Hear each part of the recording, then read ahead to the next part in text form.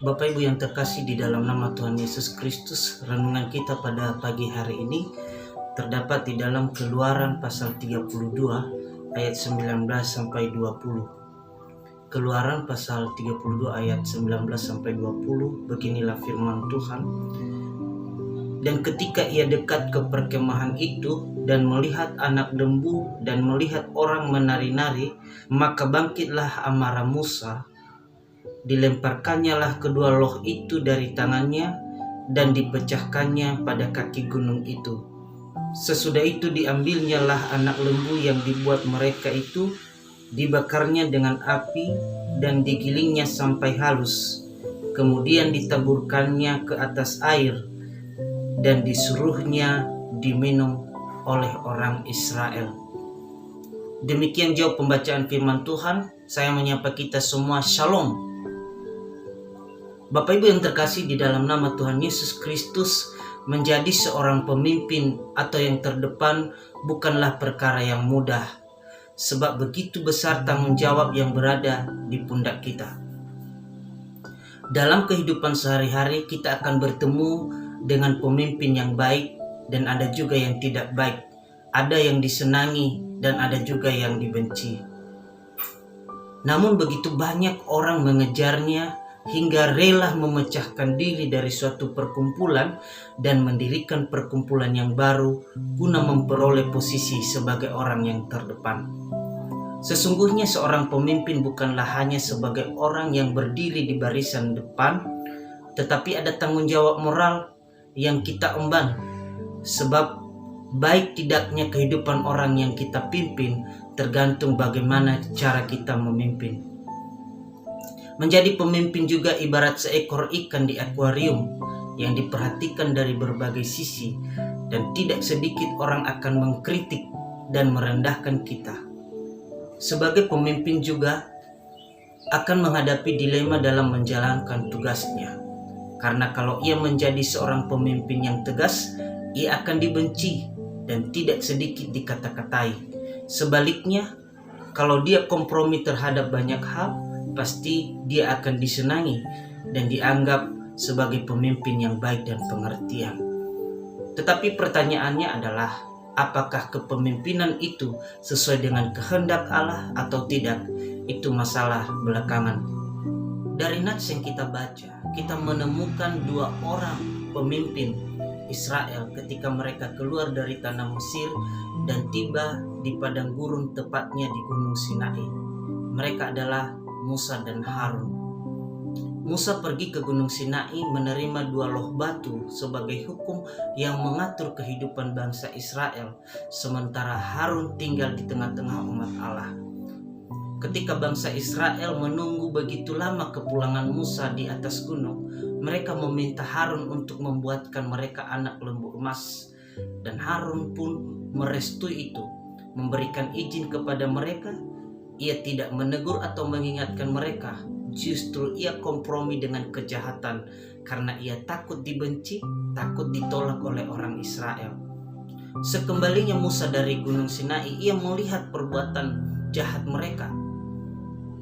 Dan Musa marah, ia membakar anak lembu emas dan meminumkan kepada mereka anak lembu emas itu yang sudah dibakar tadi. Memang di sini Musa begitu tegas, dan ketegasannya ini tidak diterima oleh bangsa Israel. Tetapi Musa harus melakukan itu demi menghormati Allah yang mereka sembah. Dan ia mengumpulkan serta memisahkan orang-orang yang masih setia kepada Allah dan melenyapkan orang-orang yang tidak setia itu. Bapak Ibu yang terkasih di dalam nama Tuhan Yesus Kristus, dari dua karakter pemimpin ini ada beberapa hal yang perlu kita pelajari dari nats ini. Yang pertama, jangan pernah kita kompromi kepada kejahatan, apapun bentuknya. Sekalipun kita tidak disenangi, tetapi kita harus berjalan kepada kebenaran. Sebab pertanggungjawaban kita bukanlah kepada manusia, melainkan kepada Tuhan. Lebih baik kita dibenci manusia daripada kita dibenci oleh Allah. Yang kedua, menjadi umat Tuhan atau menjadi bawahan, kita harus belajar bersabar. Memang kadangkala apa yang terrealisasikan tidak sesuai dengan waktu yang kita inginkan. Kita ingin semua yang dilakukan oleh pemimpin kita sesuai dengan keinginan kita, tetapi kita belajar pagi ini bahwa tidak semua keinginan itu harus diikuti.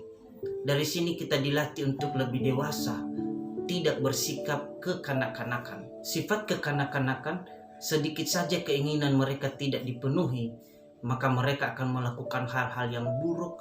Mereka merengek, menjelek-jelekan, bahkan mencari tempat yang nyaman. Seperti halnya bangsa Israel, karena mereka lama menunggu kedatangan Musa, maka mereka mencari Tuhan yang baru dengan membuatkan anak lembu emas. Ketidakdewasaan inilah yang harus kita jauhkan dari dalam diri kita.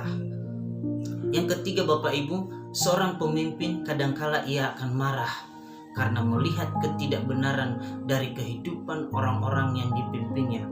Tetapi tidak mungkin seorang akan marah-marah kalau semua berjalan dengan baik. Pemimpin memiliki tanggung jawab untuk memperbaiki yang tidak baik, meluruskan yang bengkok, dan memisahkan mana yang setia dan mana yang tidak setia. Mengapa? Karena pertanggungjawabannya adalah kepada Tuhan. Untuk itu, kita sebagai orang-orang yang dipimpin, kita harus belajar mengikuti setiap pemimpin kita. Firman Tuhan dalam Ibrani pasal 13 ayat 17 mengatakan, taatilah pemimpinmu dan tunduklah kepada mereka, sebab mereka berjaga-jaga atas jiwamu sebagai orang yang bertanggung jawab atasnya. Dengan jalan itu mereka akan melakukannya dengan gembira, bukan dengan keluh kesah, sebab hal itu tidak akan membawa keuntungan bagimu. Kita menghormati pemimpin bukan karena mereka orang suci atau orang yang tidak berdosa, tetapi mereka adalah orang-orang yang berdosa. Mereka pasti pernah salah. Mereka pasti pernah salah dalam mengambil keputusan, bahkan mereka akan melakukan kejahatan. Namun saya mau katakan kepada kita bahwa tugas kita bukan untuk menghakimi pemimpin kita, tetapi tugas kita dalam firman Tuhan ini adalah menaati mereka. Masalah hukum menghukum, adil mengadili, itu adalah urusannya Tuhan, dan Ialah yang akan mempertanggungjawabkan itu di hadapan Tuhan. Untuk itu Bapak Ibu, mari kita berubah. Kita mulai menghormati siapapun yang memimpin kita pada hari ini. Demikian saja perenungan kita pada pagi hari ini, dan semoga firman Tuhan pagi ini menjadi berkat dan bagian kehidupan kita. Tuhan Yesus memberkati. Shalom.